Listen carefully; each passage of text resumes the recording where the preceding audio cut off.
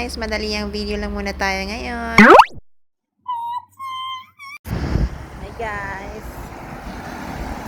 Nandito ako ngayon sa labas. Bumili ako ng tilapia at notebook kasi nagse-self-study ako. Self-study daw. Yan, massage. Yung Chinese. Lalakad lang ako lang. Dito guys, diretso lang yan siya. Papunta na daw yan siya Saudi. Ayan, may nakalagay Saudi. Diretso lang daw yan siya. Diyan daw yung daan papuntang Saudi Arabia. Ang 1 hour and a half or 1 hour drive papuntang Dammam. Papuntang Dammam siya guys. Doon nag-work yung kuya ko pala. Namiss ko na kasi yung magtilapia. Kaya magkain na ako ng tilapia. Tilapia is life. Pero ngayon lang ako nakakain ulit ng tilapia simula dumating ako dito. Kasi alam ko 2 days before yung flight ko sa Pinas, nagprito pa ako ng tilapia eh. Nakabili pa ako dun sa tindahan nila ni sino yun? Nakalimutan ko yung pangalan niya. Kaya ngayon yung tilapia ulit ako kasi nakasahod man, tapos may natira konti sa sweldo. Ayun, kabili ng tilapia at masarap-sarap na ulam. Tapos isang buwan namang magtitiis. Pero syempre nakabudget na yung pera ko pambili ng ulam. Pero yung ulam ko na yun, budget ko din yun sa isang buwan. Kaya tipid-tipid talaga.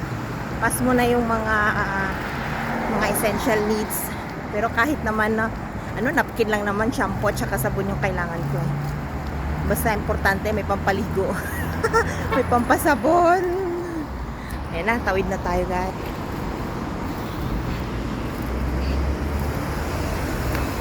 Wala, dami palang natin.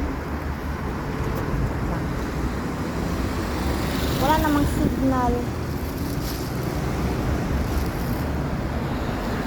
Wala namang signal na tatawid siya. Dire-diretso siya, naliliko siya.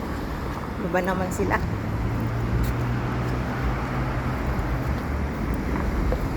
Buhay ko dito sa Bahrain guys. Kwentong buhay. Bahrain na naman Zenday. Kwentong buhay na naman sa mga pinagdanan niya in 6 months. Naku.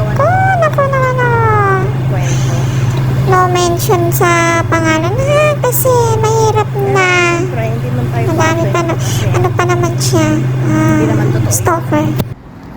Basta may maisira lang siya sa akin. Pero syempre, proud ako kasi nagkaroon ako ng amo na hindi makitid ang utak. Malawak yung pag-iisip. Diba? Kasi syempre, isa siyang businessman. Ilang years na siya sa industriya na ito.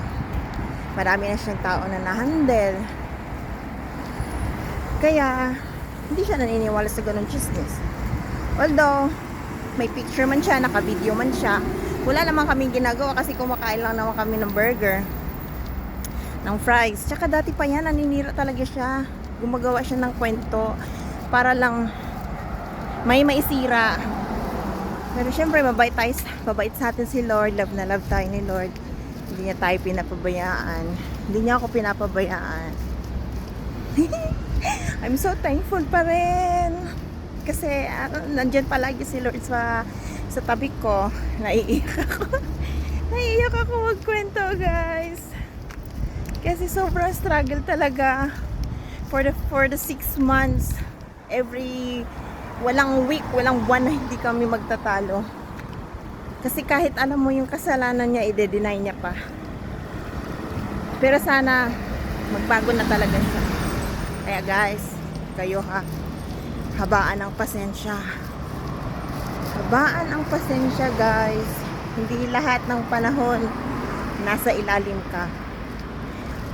Pero with Lord's guidance, alam mo na, malapit na ako dito sa friend ko na yun na yung real taste. Real taste. May tinakaso. Ayoko magkarak. Guys. Kasi baka hindi ako makatulog. Kaya saan na lang ako magkarak.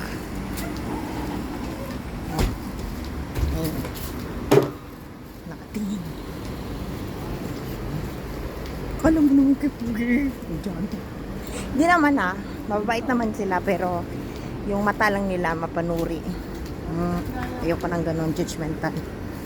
Kagaya niya, judgmental. Kala ko nga